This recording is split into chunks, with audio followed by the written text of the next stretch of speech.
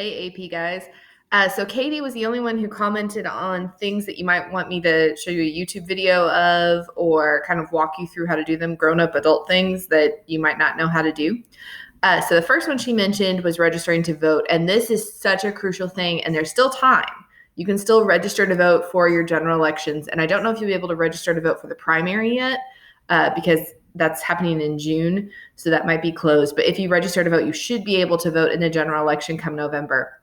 And elections are so important because not only are you casting a vote for a president, you're also casting your vote for things like governor, your senators, your representatives, your Indiana House of Representatives, and your Indiana state senators too, and even local positions like school board, for instance. So your vote really does matter. And to be a good, responsible citizen, you need to have an informed vote.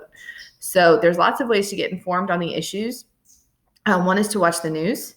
The other one, the biggest one that I do, is if there's an incumbent, which means somebody who is already in office, I check their voting record.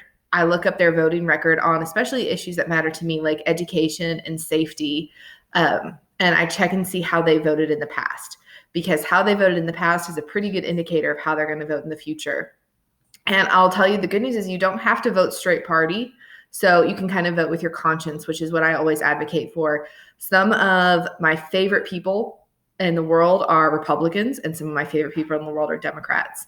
And you might feel very strongly about one single issue, but really try not to be a single issue voter, because, for instance, pro-choice versus pro-life, that's a really important issue that a lot of people feel very strongly about, including a lot of you in our class. But make sure, you don't want to vote for somebody because they're pro-life and they're on the school board. Okay, that doesn't really matter. The school board is never going to make a choice about who's pro-life or pro-choice. In fact, the Supreme Court is the only one who can overturn Roe versus Wade. And the only person who can appoint people to the Supreme Court is your president. Okay? And the House, the Senate, and the House of Representatives can veto that choice, but it's really difficult. So you want to keep that in mind and make sure, okay, yes, I feel very passionate about a certain issue, but does the position that I'm electing for, the one that I'm casting a vote for, does that even deal with that issue? Okay, so for me, my biggest issue that I'm always passionate about is education. Well, education is mostly done on the state level. Okay, so I have to really do my research on our state senators and state House of Representatives and the governor to see what their position has been on education. Are they pro-public education? Have they put a lot of money towards charter schools and virtual schools that take money away from you guys in the public sphere? And that's how I decide on my issues locally. But on a federal level, I decide my issues much differently. Okay, so first be informed and then register to vote. And as you should hopefully be able to see on my computer, you're going to go to indianavoters.in.gov, and I'll link it there.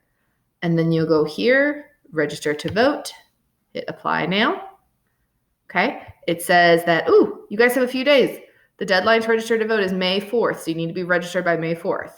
Okay, what you will need is an Indiana driver's license or Indiana state identification card. So you'll want to have that out with you. You'll want to be a citizen. You guys are all citizens, I believe. You have to be 18 before the election, not before the deadline, but before the election. And you have to live in your precinct for at least 30 days to vote for that precinct and not be currently imprisoned or after being convicted of a crime. If you're out of prison, that's okay in Indiana. And then you'll put in these terms here. Now, I'm already registered, so I am not going to mess that up by filling this out for you. But you'll put in your first name, your last name, and your driver's license number. I accept the terms, begin new registration.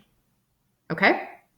Again, you can go ahead and register now, but please make sure before you cast your ballot, you do some research on the different positions you're going to be voting on, and make sure you know who fits what you believe our country and our state and our county should look like. Okay? And don't just vote straight party. Parties are just that. They're just parties. They're not people. You should vote for your conscience.